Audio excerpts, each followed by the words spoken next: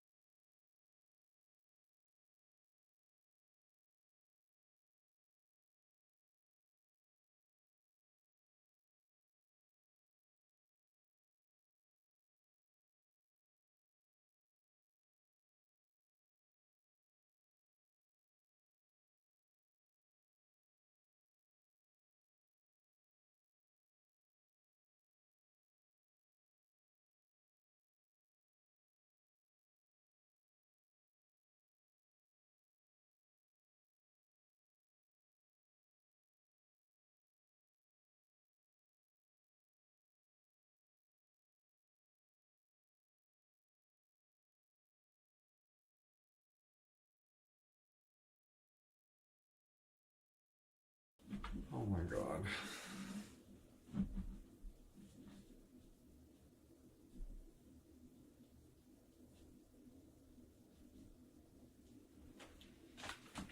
Oh, okay. Well.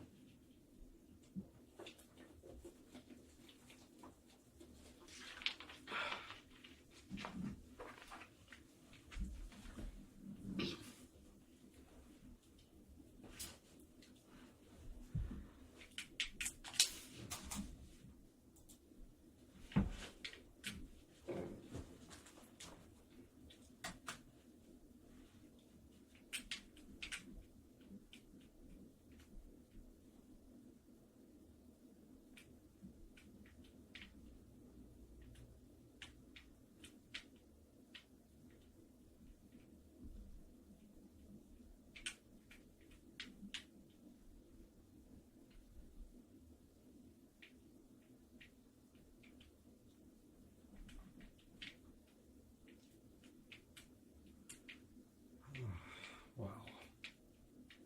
That's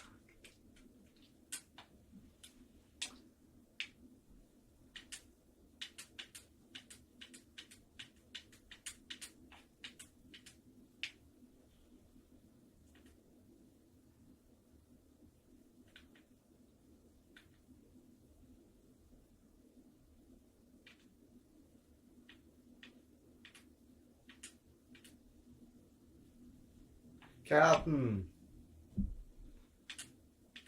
The ninja's open if you're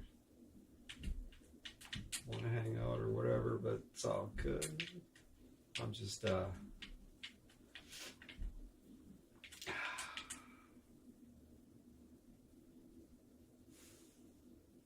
I've got some shit going on the side, and it's really stressful, and I thought we've been through all the steps. There was a lot of steps. There was a lot of this and that and going back, and very complex in a bunch of stupid ways. But I had it solved, and it was all good. And we got to the last call where we were going to make the appointment.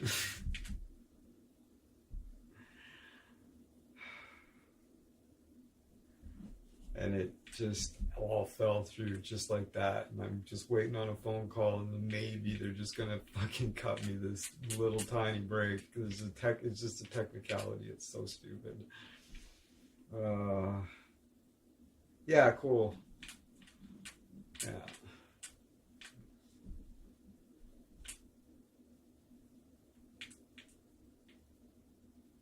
And that was the phone call telling me that I, in fact, still have to worry about it. I thought I had it dealt with. I was like, God, thank goodness. And I started the stream, and I got a phone call.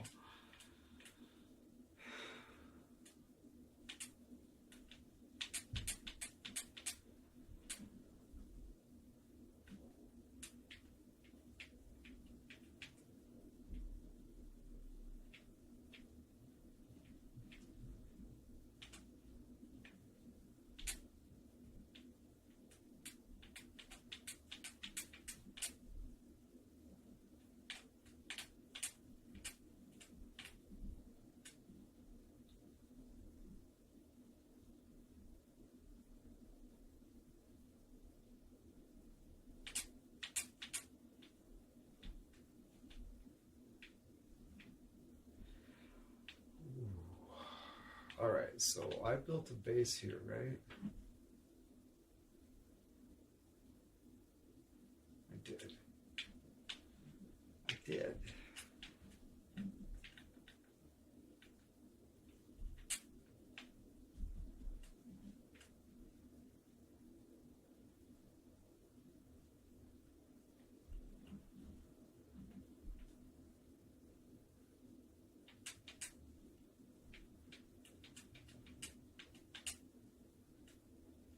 Simon Dust says, "Ayo, I think whenever my antivirus is off of silent mode, CS2 struggles, which is odd because I don't have an M."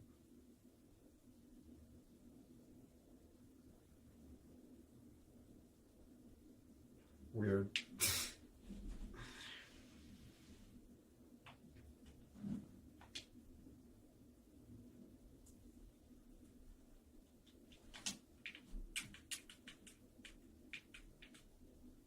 2-sentence horror story.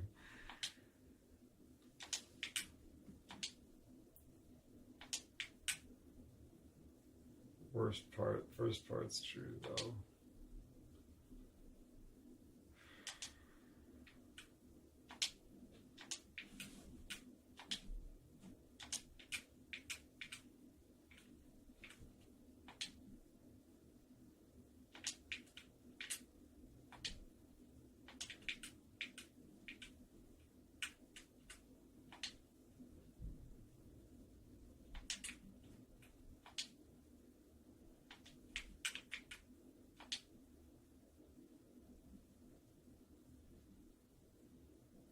There's still things I can do to make the game perform better, I think. It's a sound. Epic. Let's sort it out.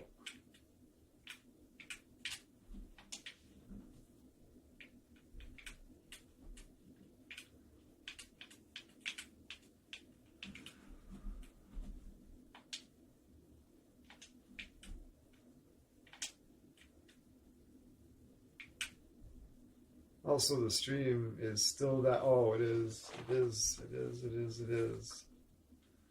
I'm a little distracted. Thanks, fun.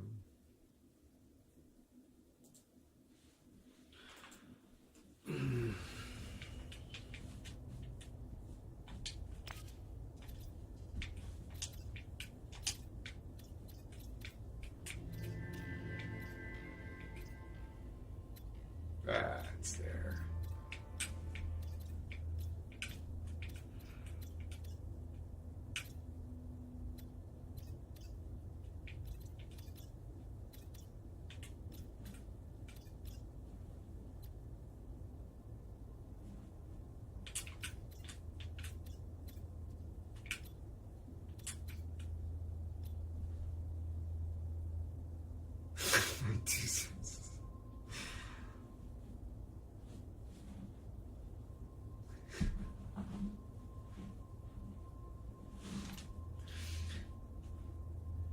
The ghost antivirus.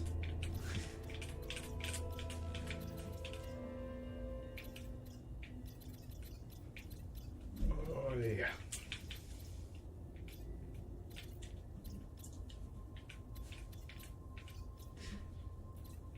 It had me going. I liked the twist at the end.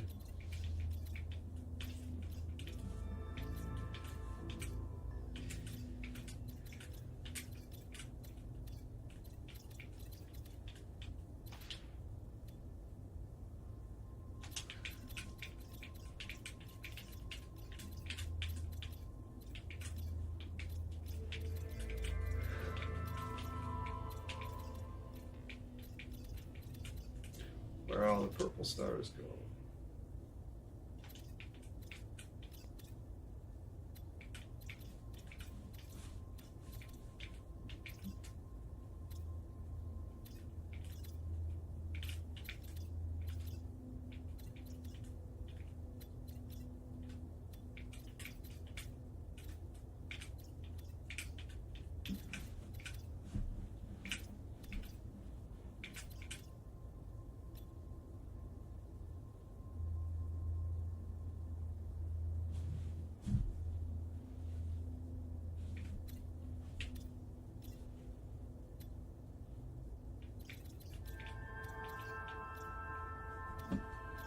Where all the purple stars go.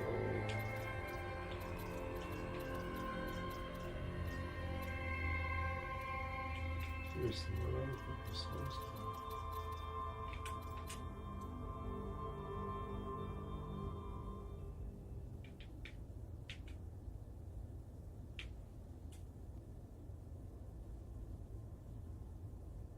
Yeah, for sure.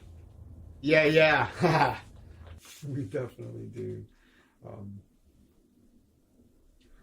we at? Yeah. I was thinking, I was like, he must have it saved somewhere else.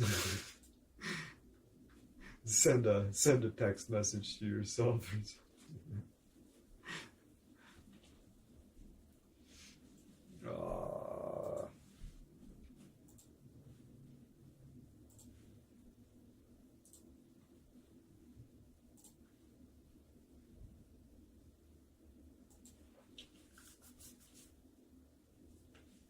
should work.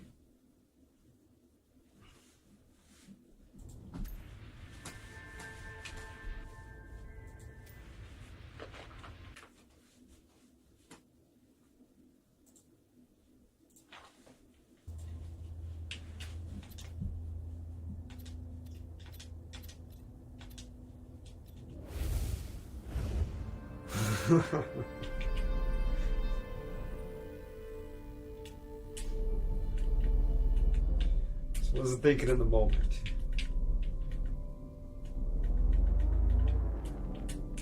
I can't remember who told me that one time. I think it was some telephone operator or something. And she's like, "Oh, this is going to sound a little bohemian, but just send yourself a text message." It's like, what? You can do that? And it's like, yeah. It's interesting. Then you can just put it in a folder or something.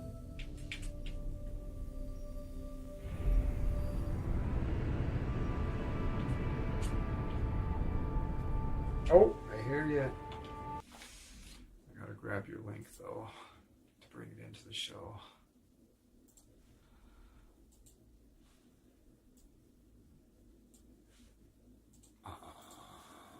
Almost there. I guess it was properties. Paste. Should be good. Give it a try. Oh, hold on. Not quite yet. Almost. Stay on target. Try that again.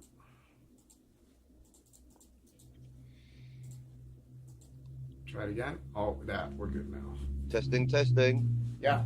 Good stuff. Very good. Copy and paste the link. Good idea, Scogli. I should do that. Discord's great because you can, in the chat, you can pin the message. Ah, that's what we need. Pin messages in the DMs. Oi, Musk. Yeah. Get your shit together, Musk. Yeah. Yes, that is Finity. 'Tis I, Finity. It is I, Leclerc. Yeah, Captain Finity, ladies and gentlemen. And yeah, I'm just gonna cruise around and look for some star systems with giants in them. Giants, what, so you can feel small? Yeah. We're looking for a water giant. Oh no! Oh, I see. Oh, you mean a giant planet, not giant. Yeah. I keep forgetting. I was saying, I was like water giants. People are like, oh, water giants. Ah, hello, Simon. Right, giant planet. Gotcha, 40. Understood. Yeah. Oh, double screen going on. Brilliant time travel. I love it with two screens. There we go. So I was speaking of like galaxies and shit. I'm just so blown away by the idea that the Milky Way is spinning at 2.1 million kilometers per hour at the outer rim, and we're pretty close to the outer rim. Right. It's 2.1 million kilometers per hour, and it still takes 250 million years to make one rotation. The galaxy is so big. See, those kind of numbers, that's just, I can feel my brain switch. I catch my own brain switching off. I'm like, the brain's just going. In fact, there's a whole book about that called Innumeracy. Any number more than 73 and your brain's just like, yeah, whatever, it's a big number. Yeah. It's just bananas to even try to like comprehend the vast scale of just our own galaxy. And it is. It's huge. Exactly. I can't fit it in my head, Scogli. It's too fucking big. Trip to the coast takes long enough. This is ridiculous. And that leads me, do you know why they think dark matter's a thing? Just because the numbers don't add up, but I'm sure you can expand my mind. But yeah, those numbers are. The galaxy is spinning. The Milky Way, for example, is spinning so cartoonishly fast that when you add up all the matter in the galaxy, there's not enough matter there to counteract that centrifugal force. Oh. But even though they don't have any conception of what is missing, they just call it dark matter. There's like, it needs this amount of matter to keep from flying apart. Right, And that's what dark matter, that's all dark matter is. Right, dark because we don't know what it is and we can't see it, but we can only matter because it's exuding a gravitational pull. Yeah, which keeps the galaxy from flying apart. So there's too much. So there's the right amount of matter to keep the galaxy from flying apart, but somewhere, but we can't. But we can't it. see it. Yeah. If we totaled up all the if we totaled up all the stars and that was it, we should be flying apart. Yeah. The stars aren't enough. Yeah, I just learned that last week, and I'm like, I need to like talk about that with somebody. You're a good explainer because that makes sense. Right, dark because we don't know what it is, we can't see it. Matter, yeah, it must they have no the gravity thing. Yeah, exactly, right. They have, but that's all they know about it. So that's I mean, yeah, that's just more questions, isn't it? What do you mean you can't see it? What the fuck? That you have never detected it in any way? No. That's how we've detected it. I mean, I can't see a bag of sugar at the back of the cupboard. Is that dark matter? I know it's there. It's exuding a gravitational pull. The fuck? So, what? The theory, Scogli, not enough data. Scogli, theories? What are you, Science Officer Scogli? What are the theories? Oh man. Sort it out, will you, Scogli? Fix physics, will you? It's not adding up. It's not good enough. It's not adding up. And part of the big problem in particle physics, they haven't been doing science for 50 years. Oh yeah, that's right. It's all theory, you bet. Oh, I agree. Well, I bet she didn't agree with that bold statement. She agreed that string theory isn't science. I need to get you two on panel at the same. You tell her that all her lifetime of research is basically glorified science fiction. You might as well be right. I didn't see it was science fiction. I said it was fantasy. Yeah, you're not even saying it's science fiction. Nice distinction, Scogli. It's not even science fiction. You hear that, Yvette? It's fantasy. Particle physics, yeah. Well, if they're not making testable predictions, what the fuck are we paying them for? They're just in the room speculating about things we could never test. Like, fuck off. They're like quarks and leptons. This isn't up quark, this is down quark. Yeah, okay, guys, take a lunch break. This is Simon says, I got another one. The dog started talking. I will never forget that day. I couldn't let anyone know my secret. Sausages. La saucisse.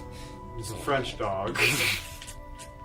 Nothing. See, this goes back to my point about time traveling inevitably. Reality doesn't make sense. Fiction has to. That's the whole thing. People don't. A lot of people. Scotty doesn't get that.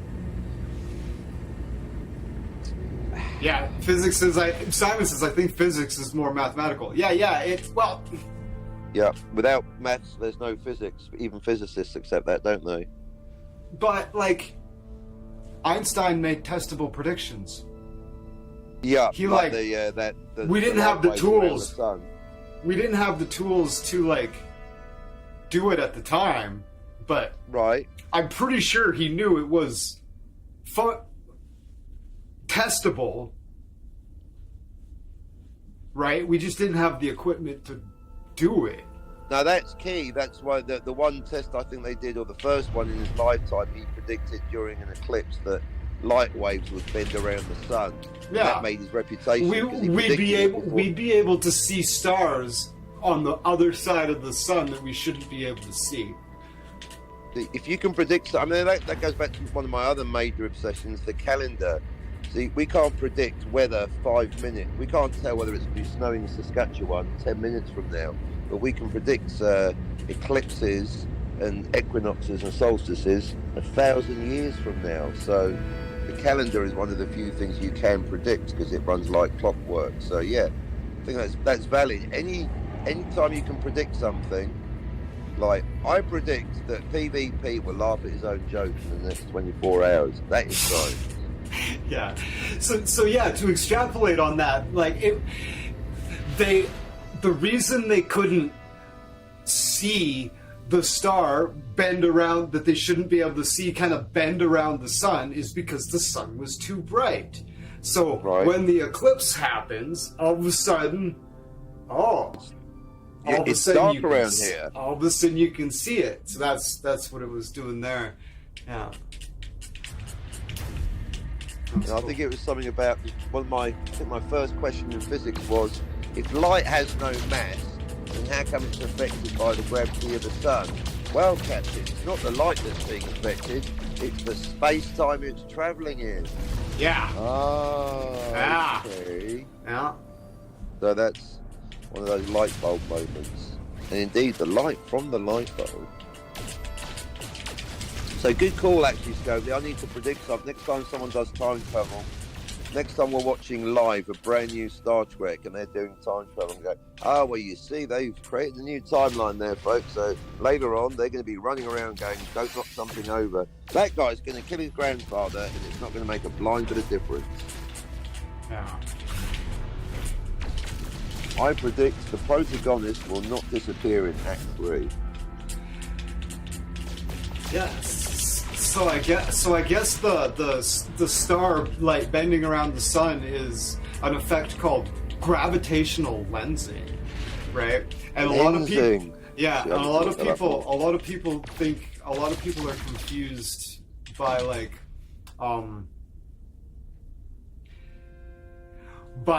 so how do they detect planets in star systems thousands of light years away?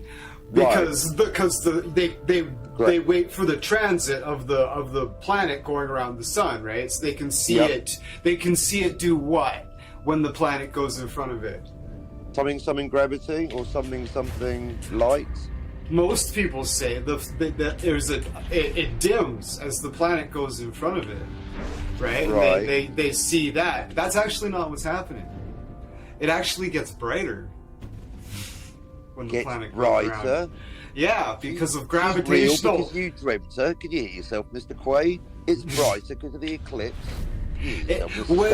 When the planet goes in front of the sun, the gravitational lensing of the planet itself actually focuses more light towards the viewer, and it does get, in fact, brighter. Is that why you should never look at an eclipse of the sun, because the light at the edge? Well, we have a very miraculous relationship with these three bodies called the sun, the moon, and the earth, right? The moon's exactly the right size and to blot out the sun. It's a bit of an unlikely cut. Exactly. If that was a story, you'd be like, that's a bit of contrivance on the part of the writer. Yeah, exactly, right? But that just happens to be the way it is, by chance, I guess. There's a little bit too much evidence coming up that the moon is indeed made by some people and made of cheese. I remember I don't know if you've heard of the guy's name's Hemet. It's a Douglas Adams quote, actually, but I was introduced to it by Hemet Mehta, the friendly atheist. He's so funny. He grew up. The friendly atheist implies. Yeah, he's really funny. I like him a lot. He's like religious. He's like, this is an example. This was from like Douglas Adams' quote. He's going to paraphrase it, and like that's like saying people are like amazed by the fact that the water fits perfectly in the hole. They're like, wow. I've got to think the about water. That. No, but the moon thing, that is. No, the water just figured out how to fit into the hole by accident. Yeah, pretty much. Kind of think about that, but the moon thing, that is, I mean, if it was any different in size or distance, then we wouldn't get that. That is, and that is a remarkable coincidence, and they can't explain why it is like that. So it's compelling. Is he making fun of me? You wish, Simon, we're ignoring you and talking about physics. I think I read the last chat right away. We read this one right away. So yeah, definitely not ignoring. I'll have to take that straight up as a question and not an insinuation. No, I make fun. You're about the only person I haven't made fun of in the last 24 hours. You win a prize. Congratulations, Simon. I mean, I can. you want me to make fun of you? I'd be more than... Careful what you wish for. No, you triggered a conversation about mathematics and physics there, Simon.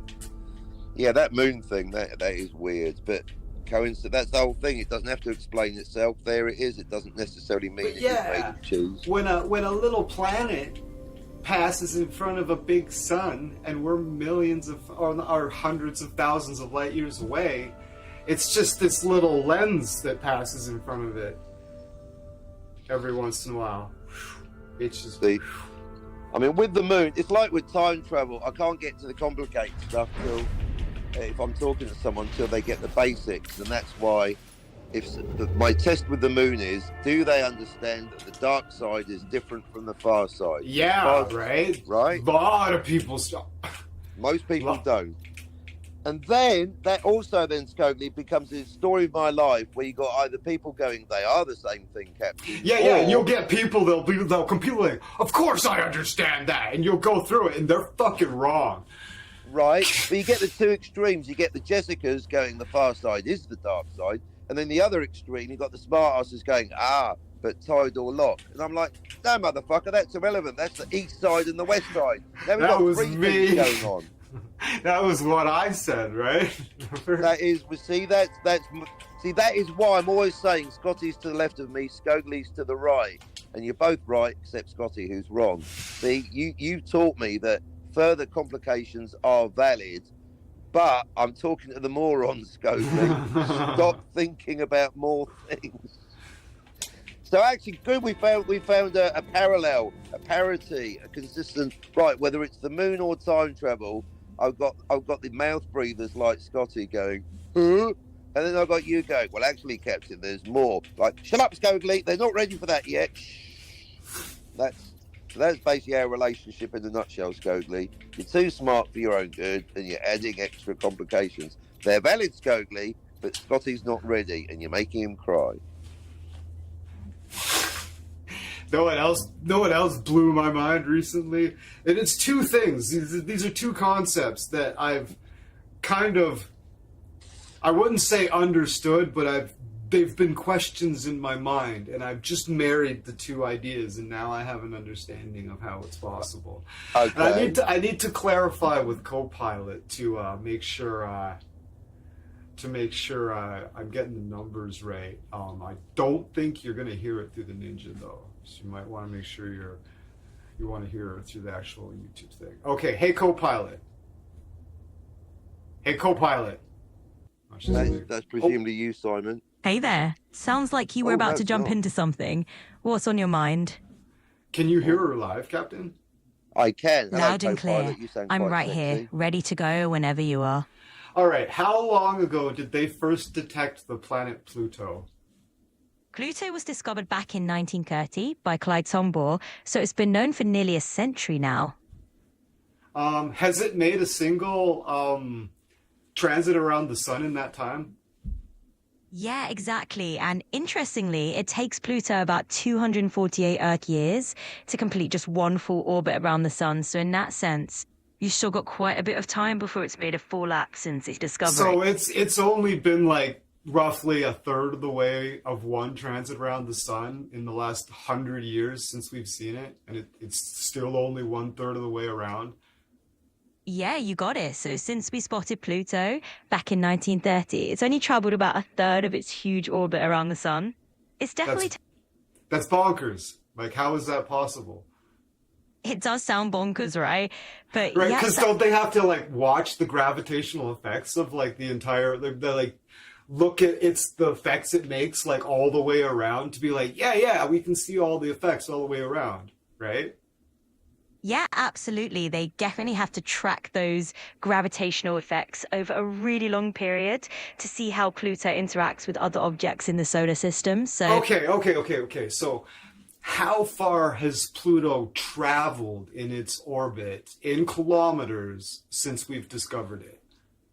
Well, Pluto in orbit is enormous. So in nearly a century since it was discovered, it's traveled roughly a few billion kilometers along its path. It's a long haul. So they've in fact had a lot of trail to look at.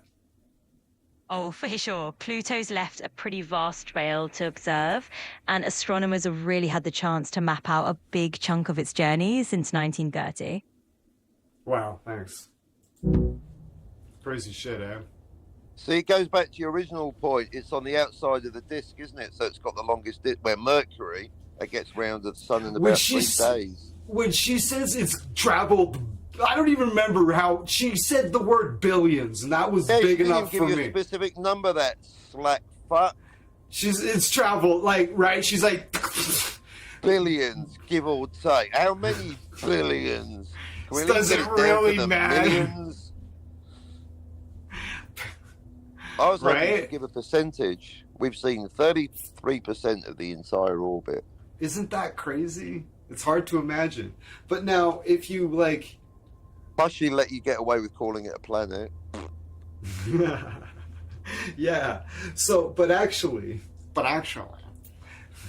people have this idea that the solar system, sun, our sun, the solar system, as compared to the Polaris system or the, whatever, is they have this idea that it's on this disk that spins, and somehow the sun's like, it's ridiculous if you stop and think about it for a second. They've got this idea that it's this disk and the sun's in the center, and they understand that that whole disk is like somehow doing what exactly? What do you think it does? No, that's not what's happening. Like a record, baby. And it's like just flying through the air like a record player, I guess. I don't know, right? Like it's like a record player. It's probably even the music of the spheres. The sun is traveling around the black hole at the center of the galaxy, and it's dragging a bunch of planets in a spiral behind it. That's actually what's happening. Right, exactly. So when they look out into the depths of the spiral, it's not like they're looking for Pluto, like, oh, it's like all around this disk circle. They're like, it's more out there like this, right? As you like look out into the spiral, right? Yeah. The sun's falling towards the center of the galaxy. The Earth's falling towards the sun. The moon's falling towards the Earth, but it all looks like orbiting. I like people Some don't make no sense. It's hard to dark matter. Yeah, and it's all being held together, and it does end it's spinning so cartoonishly fast. The matter that they can detect isn't even close. I forgot to hammer home that it's Hey, co-pilot. I'm not quite sure how to help you with that. Shut up, Alexa. Sorry about that, co-pilot. Alexa, shut the hell up. No worries at all. I'm right here. Let's just ignore the background noise and keep the conversation rolling. Oh, that was amazing. Grok and Siri. I'm like, That gave you a laugh. Always happy to roll with the conches. Let's dive into whatever you've got in mind next. Oh man, Captain, what were we even talking about? What we were talking about? Gravity, man, dark matter. Oh yeah, dark matter. Yeah, we were talking about dark matter. Okay, so the reason we know that I'm just gonna steel man my position and then ask you a question. Okay. Absolutely, go for it. I'm all ear and ready to hear your take on dark matter. Lay it on me. Okay, so because the galaxy's spinning so cartoonishly fast, it doesn't matter how fast it's spinning. There's so much centrifugal force pulling the matter that they knows they're out that there's not enough matter to keep it there. So they know there has to be more matter there that they've never detected in any way, and that's dark matter. Even though they can't. They've no idea how to detect it or what it could possibly be. Now, my question is this, okay? What percentage of the matter needs to be dark matter? Like, I'm pretty sure we're on the actual matter is on the low end, like 25%. What's the actual numbers? What percentage of matter is detected versus what percentage of dark matter needs to be there? Sure thing. So as of 2025, roughly about 27% of the universe is believed to be dark matter.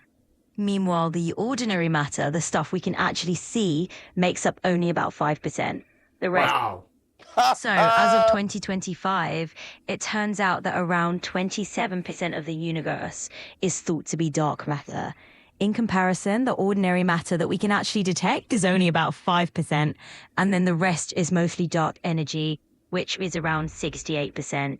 So, yeah, dark matter definitely holds a much bigger piece of the cosmic pie than the stuff we can actually see. Okay, so I had a misconception about maybe what they know about the difference between dark matter and dark energy. Can you explain further? Absolutely. So, in simple terms, dark matter is this invisible stuff that has mass, and it's kind of like the glue that holds galaxies together. We can't see it directly, but we know it's there because of its gravitational effects. Dark energy, on the other hand, is more mysterious. It's this force that's causing the universe to expand faster and faster. So, in short, dark matter pulls things together, while dark energy pushes things apart. Kind of a cosmic tug of war. Okay, so now I'm really confused. So, I thought the reason that they thought dark matter was holding it together was because of the centrifugal force of the galaxy. So, if the dark energy is pushing even more, like, how the fuck does that even work? Yeah, it's definitely a mind bender. So you're spot on that dark matter helps explain why galaxies don't just fly apart from their own spin. But dark energy is working on a much larger scale.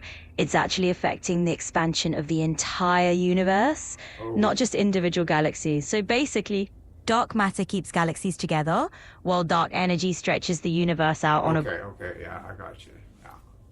Yeah. Yeah. You're absolutely right. It can get pretty confusing. So think of it this way. No, I'm good. Thank you very much. We'll call you again when we need you. We live in a computer You simulation. got it. Just I'll be come right to here peace whenever with you it. need me. Just give me a shout. I mean, look at the game that you're playing, Scogli. You're playing a simulation inside a simulation. You're just several levels. No doubt in Absolutely. that I'll be game, here there's whenever you gonna need me be- next. Take care. Yeah, bye. What's your phone number, babe? Anyway, There we go. We got rid of her. so no doubt, sooner or later in your game, you're going to have a computer on your spaceship where that has a simulation of another fucking universe. It's just going to be simulations all the way down. I mean, look at what you're playing, Scogli. We're clearly in a simulation. You just proved it. None of it makes sense. Thanks, Scogli. I barely had my coffee and I feel like I've had an acid trip. Nothing's real, folks. It's Scogli's all the way down. Yeah, they've been talking about this for thousands of years. I mean, think about it. You're sitting in a spaceship flying around a simulated galaxy, asking your actual AI computer, something even Han Solo or Captain Kirk didn't have, maybe Kirk, computer, asking about the level of unrealism in our own galaxy. You've blown my mind, Scogli. It's not even breakfast. Everything's a simulation, folks. Good night. All right, so like the Hindus, like, do you guys know what the Vedas are? Everybody's like, oh, it's the religious books, and it's like, well, Indiana Jones does because he's a Hindu. and it's like, well, yeah, like that's like one of the chapters, but like, I watched this YouTube video, and he was like, explained it all out, and he was like, this is what the Vedas are, and it blew my mind. The scope of information recorded in the Vedas is Which is part of Vishnu's cosmic dreams, go. astonishing stuff. I was floored. Crazy. Like, the stuff they were talking about back then is mind-boggling. They were talking about this back then. They were just using different language and fractals, and they were using like spider webs and dewdrops as examples. It was incredible stuff. on top of that, do you know what the flower of life actually is? I mean, would you be It's a lotus surprised in if your I navel. would you be surprised if I told you that it was an analog fucking hologram that projects all of the platonic solids? All of them? Yes. Even a dodecahedron? Yeah. Well, fuck me. If you go on to my community posts about a year back, I'll find them and post them again. But Hang I'm on, like, flower yeah. of life, isn't that the that diagram of the intersecting circles, and then the intersections make petals? Hold on. I have an idea. We're gonna go to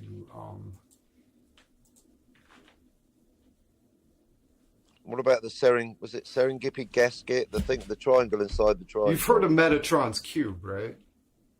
Is that a Robot Wars thing? Metatron. Hang on, Metatron. That's the Old Testament, isn't it? Yeah, this is the voice of God. Okay, so let me see images. It's very early in the morning to be blowing my mind, Scogly. Okay, so we are. See, this is the problem with Scogly, folks. He's smarter than all the other YouTubers combined. Normally, I go on another channel and they're like, ooh, ee, ooh, ah, ah, ting, tang, walla, walla, bing, bong. All right, so this is the flower of life. Okay, here's a really there you go. Yes, here's a really good. really good Yep, one. that's okay. the one.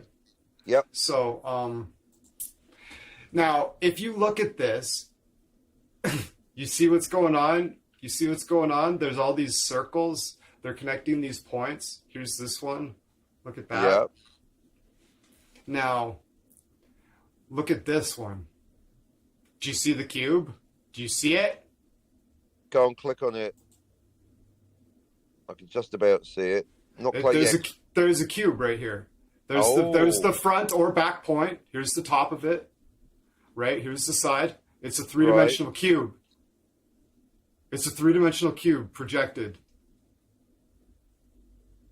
Now, if you have the mind to see it, this image also projects all of the platonic solids.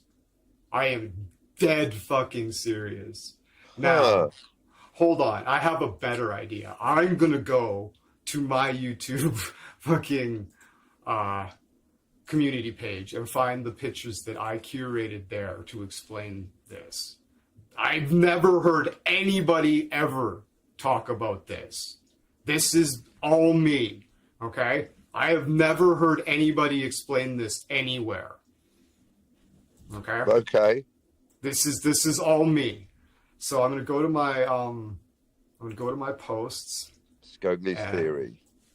Oh, it's not a theory. Have you had it verified by any? Well, I guess we're about. Well, I'll have it verified by everybody who looks at it right now. Here we go. Look.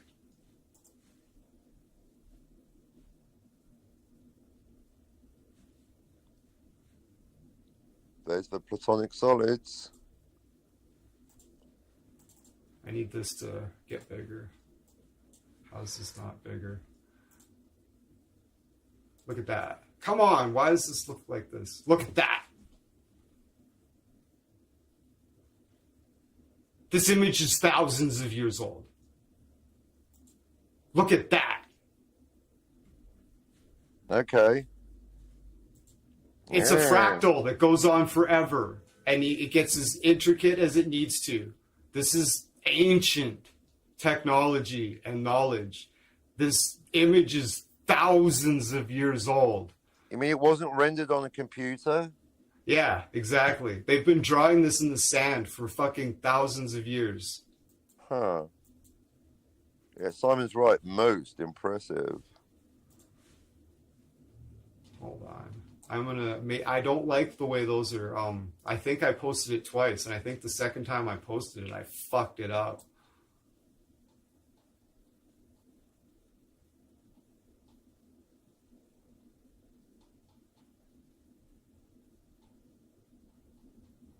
Come on. Maybe not. A lot Yeah. of stuff there. Yeah, I don't know why that's okay. I need to see if I can convince this to open link in new tab. Why does it look like that? I don't like that, but I think you know what I think you know what I'm getting at, right? I'm afraid to predict, but if I did, that would nullify your discovery. So no, Okay. no, I don't. Okay. You tell me, Scogli. Okay, Apart so from what you this, said. so you see how the let's look at an easy one here. Yeah, Look at I mean, obviously these are two-dimensional representations of this is a three-dimensional three-dimensional. So yeah, so this is a two-dimensional image that's projecting into 3 dimensions in our brain. Yep. Okay. Yep. Right. You see now. You see Yeah, the the cube. platonic solids, You see basically the your standard D&D dice, or RuneQuest, or Traveller. now the trick is to look at it and be able to see the fucking tetrahedron and not the cube.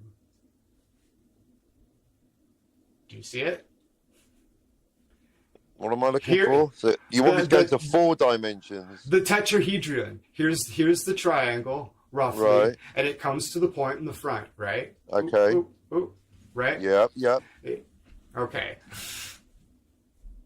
So this is how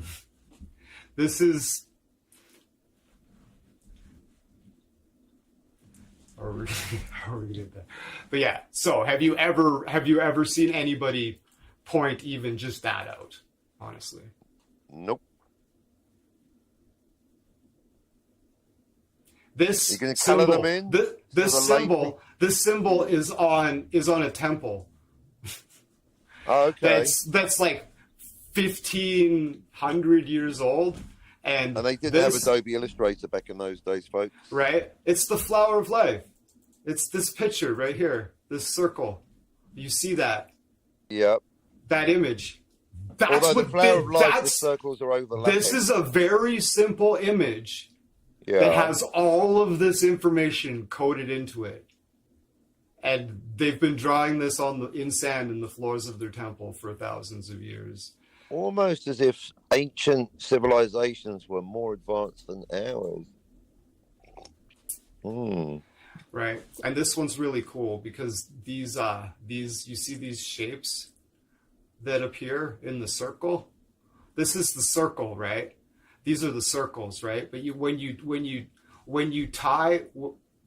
you make all the circles intersect the centers, like you see what's happening here. Every circle is circling the intersection of every other circle, and what happens when you do that is this flower appears. You see that? Okay. That's the flower of life right there that emerges in the vaginas. That's what they call them here in the mythology too.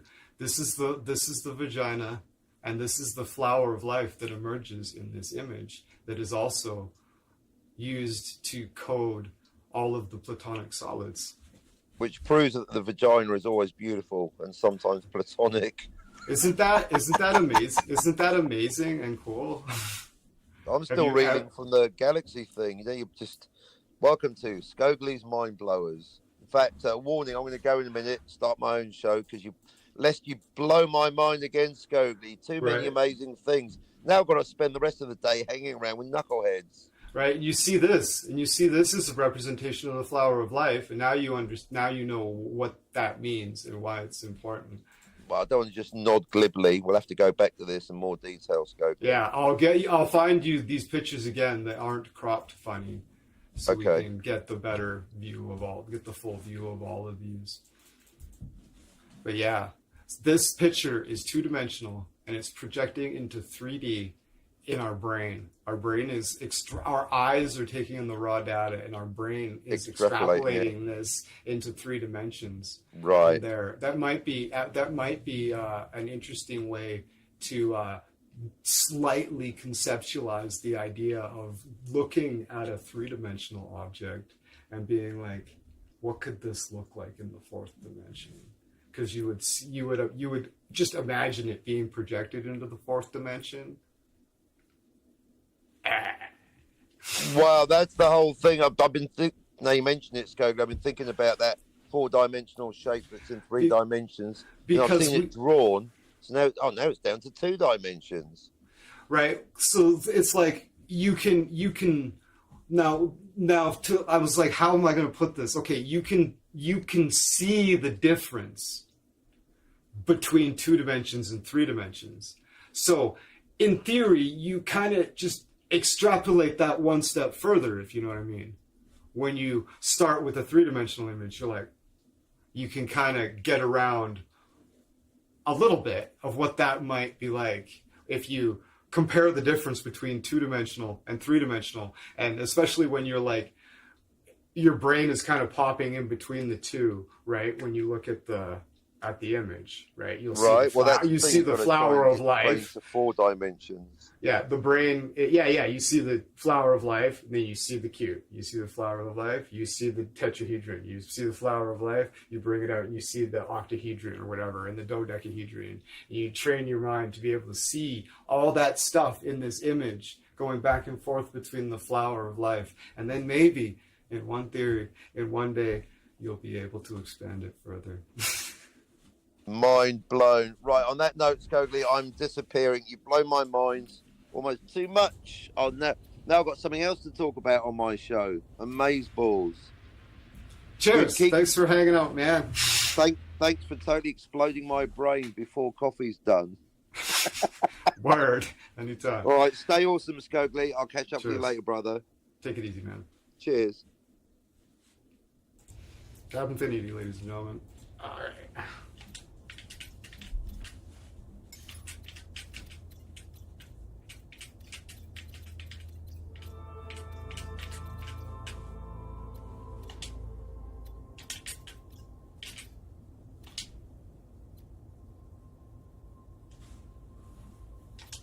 But I do want to find a deep water giant. Captain Fiddy says, cheers, Skogley and Simon. Yeah.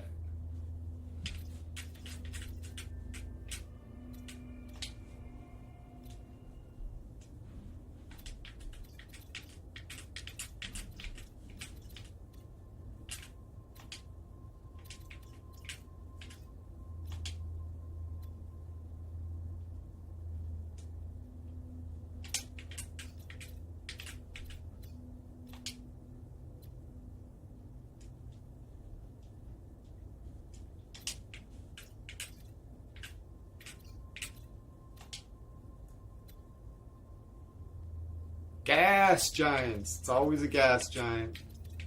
We're not interested in gas giants.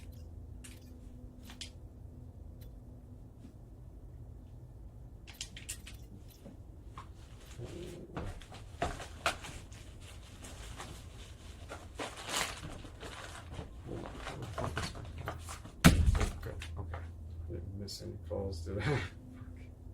All of a sudden I was like, oh, I got really distracted.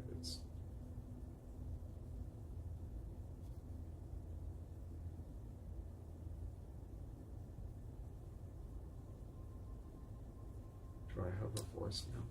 Fuck. Hold on. I sure hope not.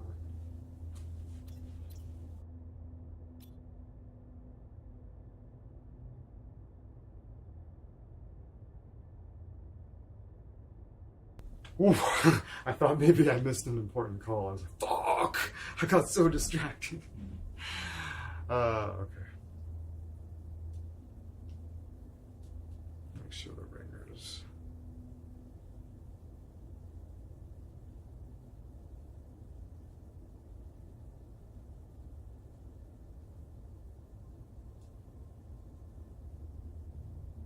That's media. That's notifications. Ringtone. Wait a minute. Make sure the ringtone is up. Can't miss that call.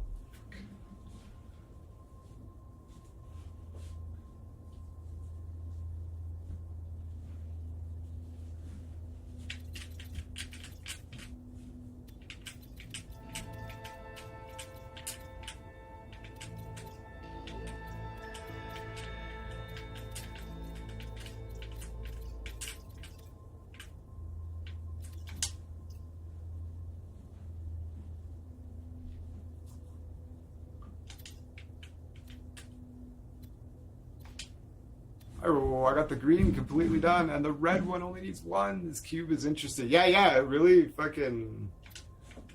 Yeah. It is.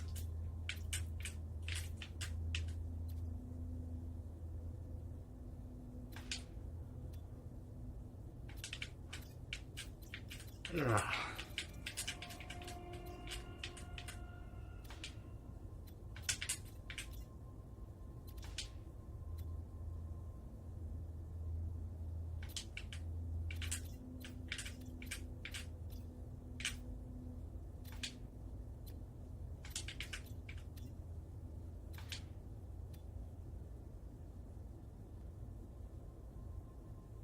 Ah, let's go here.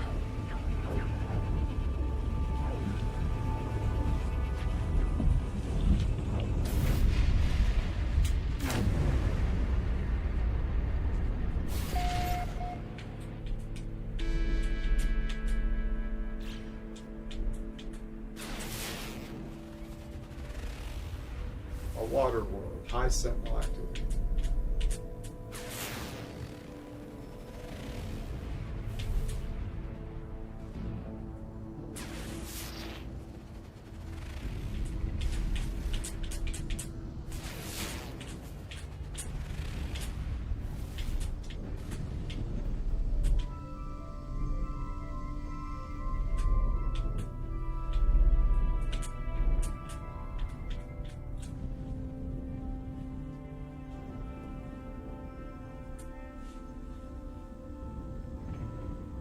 I was a bit too scared to do anything because I don't want to fuck up the red. I know, right? You have to extrapolate what's going to happen in advance on all of the sides at the same time. Basically.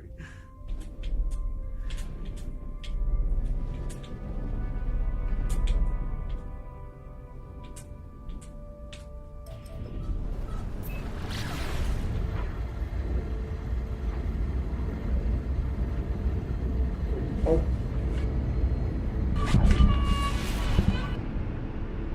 I'll be right back.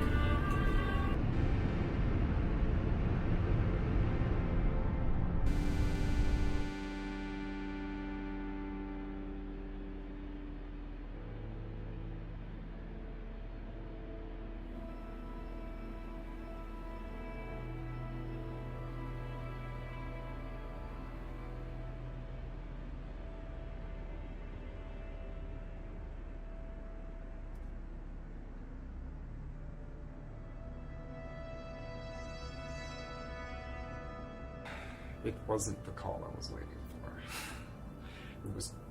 I hate having to answer all the spam calls when you're waiting for a fucking important call. Because Billy is like, no, I'm not interested.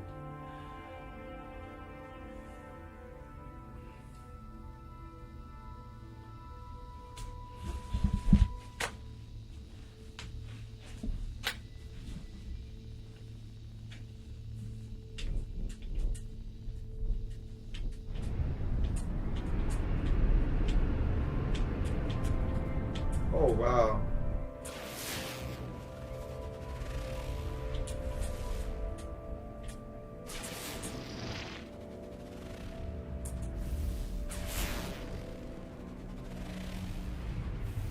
Radioactive fire. That planet looks cool.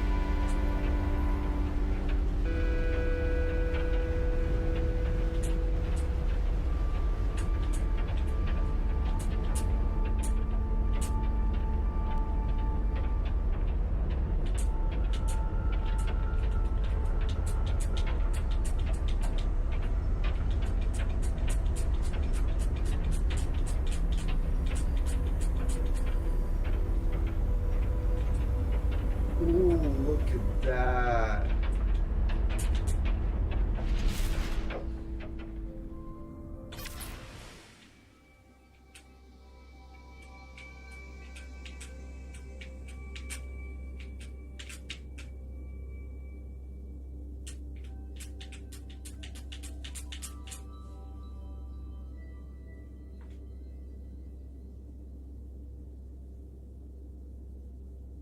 Nice.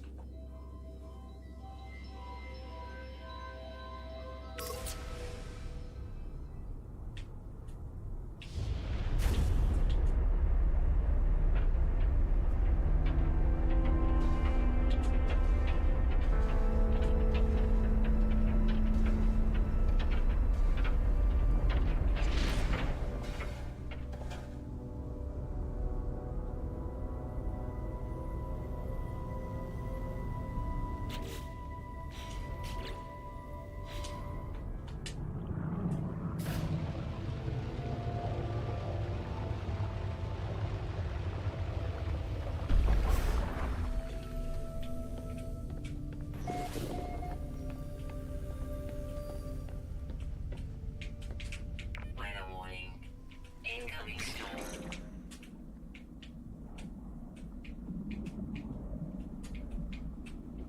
It's nasty water. The water's not that deep either. Radiation protection falling. Extreme radiation detected.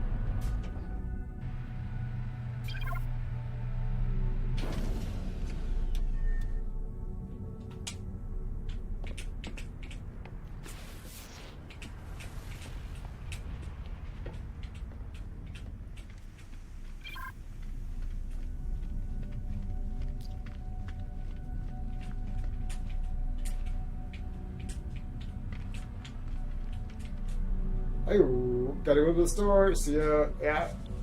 Have a good journey to the store, Simon.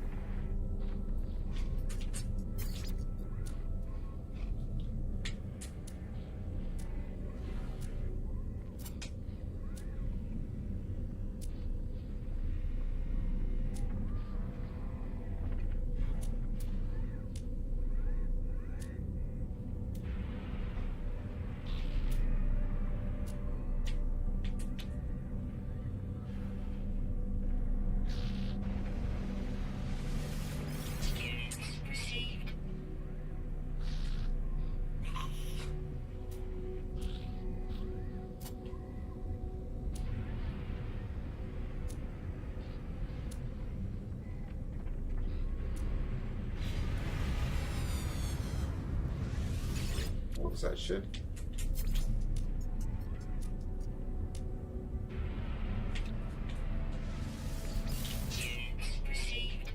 Crystallized.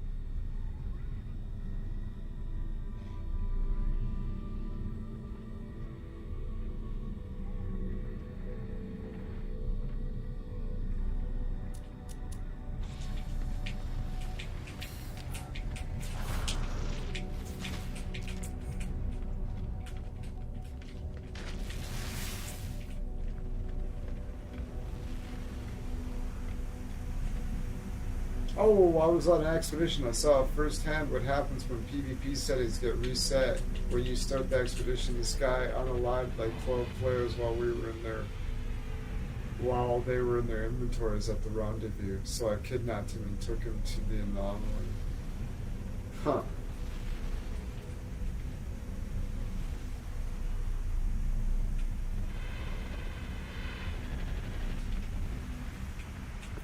What happens when you get to the anomaly?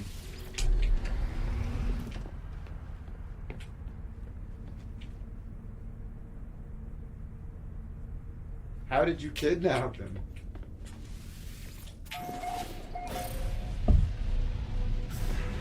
Ugh.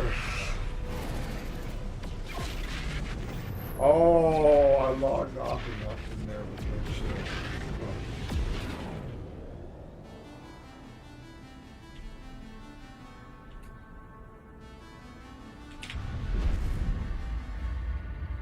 So now what?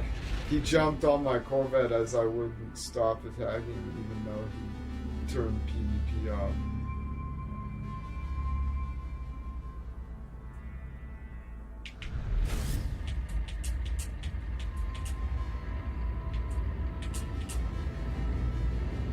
So what happens now? He's on the anomaly. You can't call your ship in the anomaly?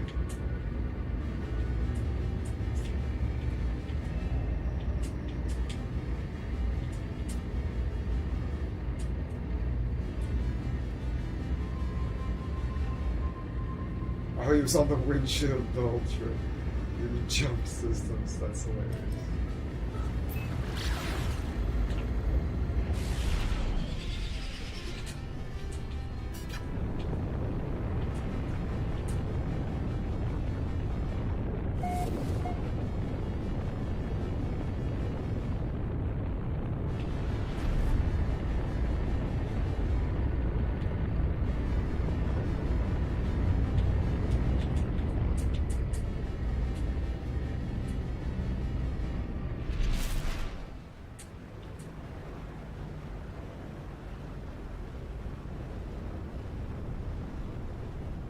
The whole time he was emoting. Great.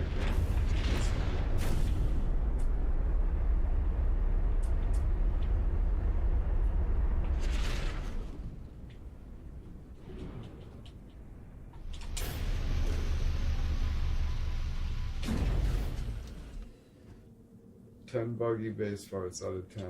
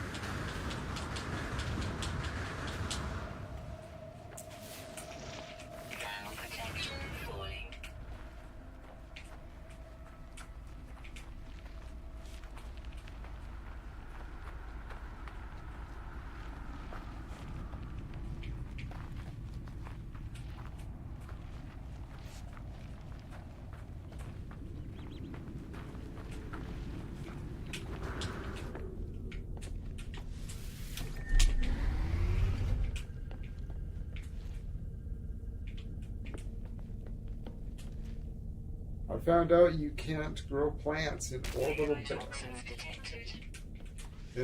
bases. This is 888. They will vanish.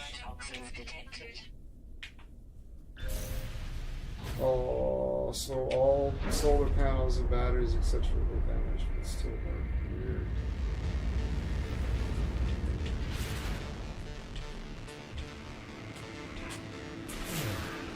It's water.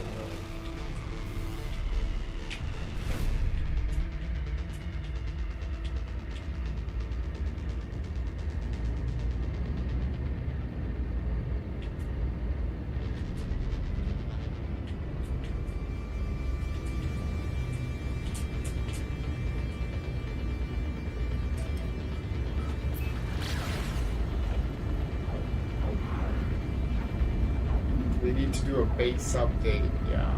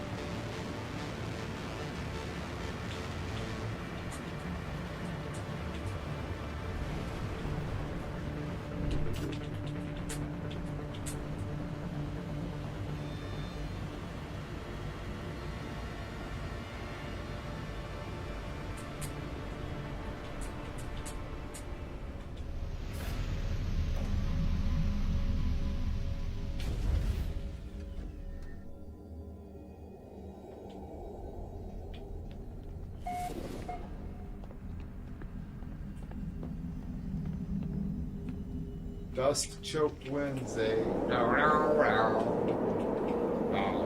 It's like Arizona.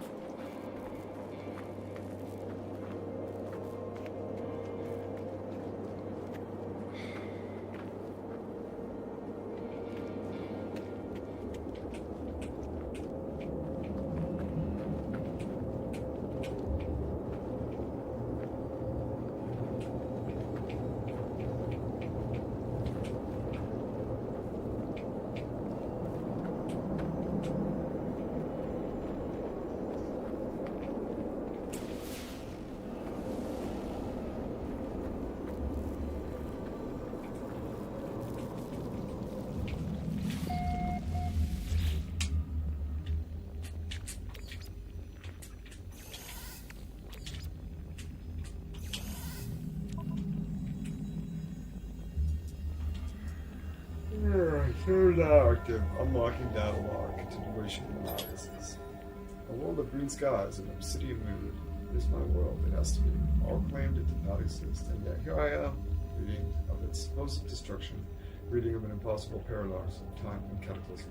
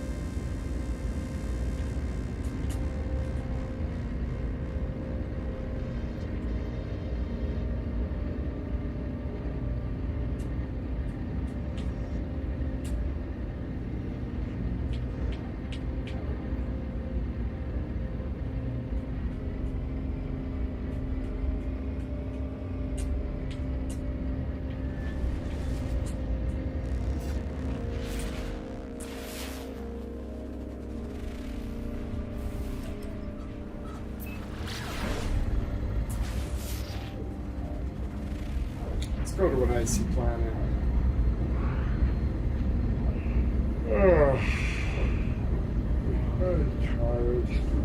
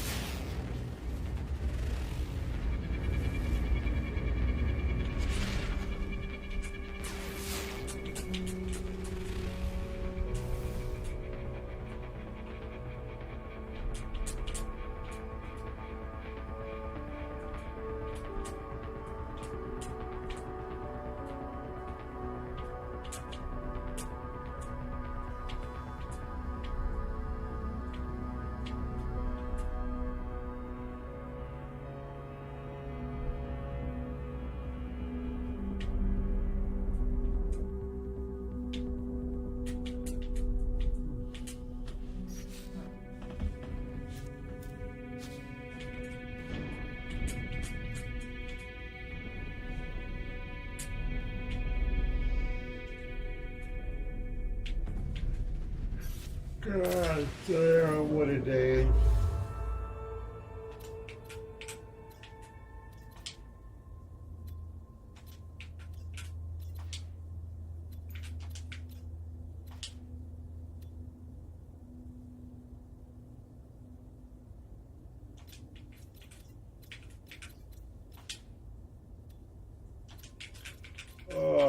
I might just,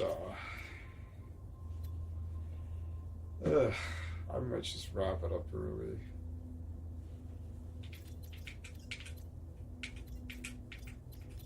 Go listen to Captain P. Gas Giant.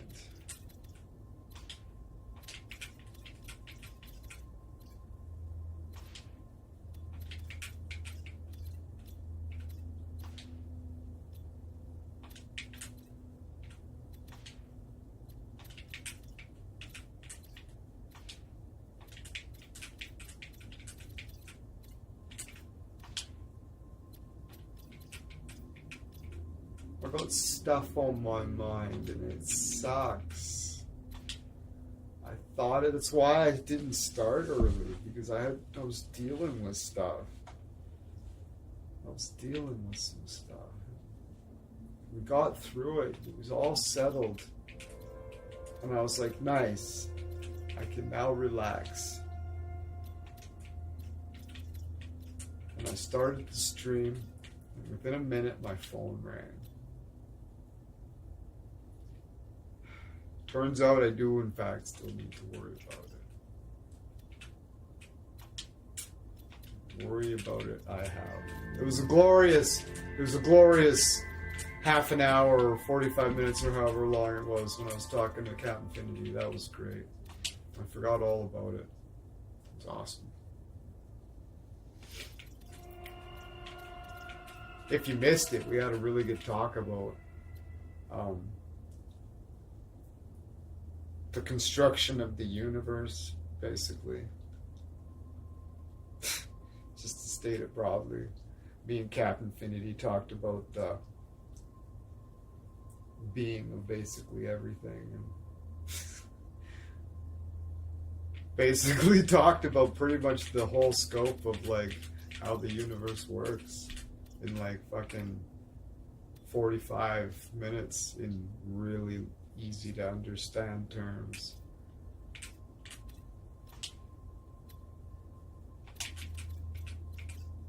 Nothing annoys me quite as much as listening to somebody explain something and they use a whole bunch of words that like most people wouldn't know, and it's just like, why are you even talking? Like,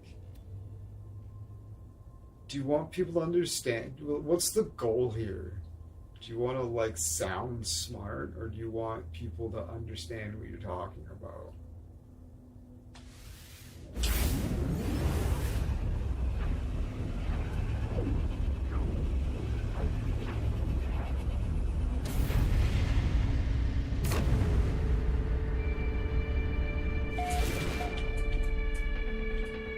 It's like, you listen to like Michio Kaku or whatever, or Stephen Hawking, or whatever, Carl Sagan. At no point do they ever lose you. Or if they do, it's like he's explaining something that he doesn't understand either. You know what I mean? Chromatic fog planet. Oh. Lewis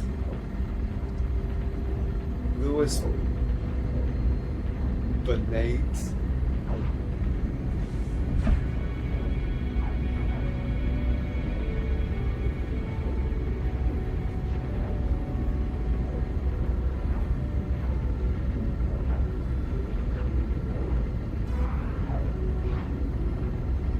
Yeah, the only thing I understood from that is we don't know jack shit. Yeah, that's a pretty good takeaway.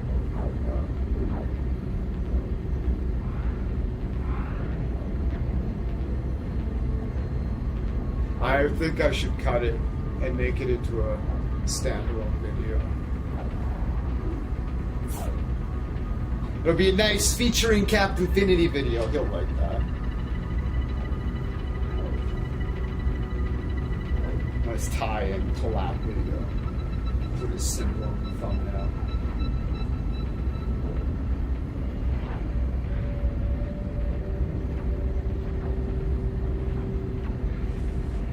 Ugh.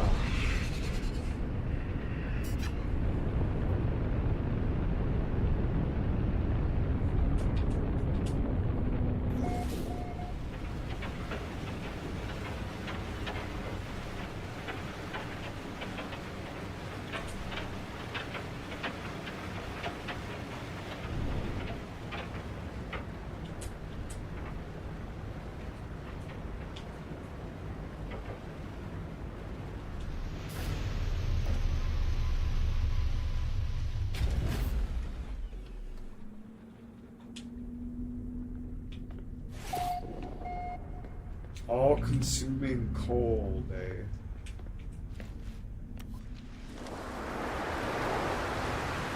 Oh. Well, it's pretty hot out now, though. All-consuming cold. It's 150 degrees out here.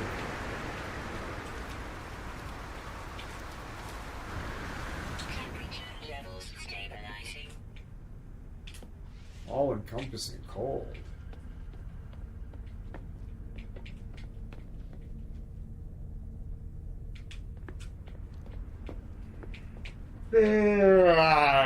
Shit.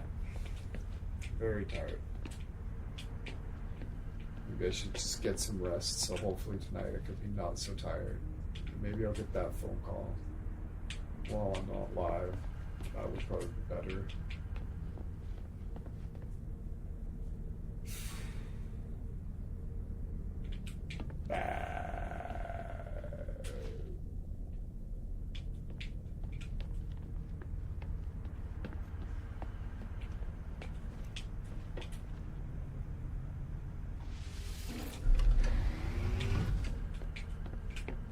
But I picked up Jedi Survivor on Black Friday for like $12. I really enjoyed Fallen Order. Very, very much enjoyed Fallen Order. It was a really, really good game. So, kind of burned out on a lot of things right now. So we're just gonna dial in and play some of that. Weather update. Storm clearing. Because we don't want to play too much. I'm really into Ruins. I don't want to play too much of it. I don't want to give up on Dark Souls either right now, but fucking Dark Souls 3 makes me... I have to reboot my computer every time I want to play it. It fucking sucks. So that's what's... I know I could just reboot my computer. It's just like this extra layer of nuisance on top of launching it. And you got to set up all the stream stuff again. It's just fucks. Why do I have to reboot my computer to get Dark Souls 3 to launch? That sucks. So that's why I haven't been playing Dark Souls 3. I didn't give up. That's why I'm not playing Dark Souls 3. I'm searching the bowels of Reddit. Not very hard. I've done a little bit, but like, I gotta figure out what's causing that. So it fucking sucks. But Jedi Survivor is very much a Souls-like, and it's gonna be hard. It's gonna have a really great story that's just up front and center, that you don't have to read all the items to find, pick through, and sort through, and read, and listen to lore videos, which is great in itself. I love the community around that, with Dark Souls, Elden Ring, and whatnot. But it's kind of nice to be able to just, see the story at the same time, you know what I mean? Yeah, it's gonna be great.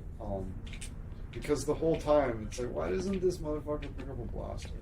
And that was a big complaint about the game that a lot of people had. And even that, like, through the whole game, you're like, wouldn't it be fucking nice if I just had a blaster right now as well as a lightsaber? Like, the lightsaber is rad, but there's so many times where you could just make a little bit of use of the blaster. And then for the climax of the game, your fucking mentor comes out, like your Jedi Master Sensei comes out, and she like comes out with the sword. She's got the blaster in the other hand. You're like,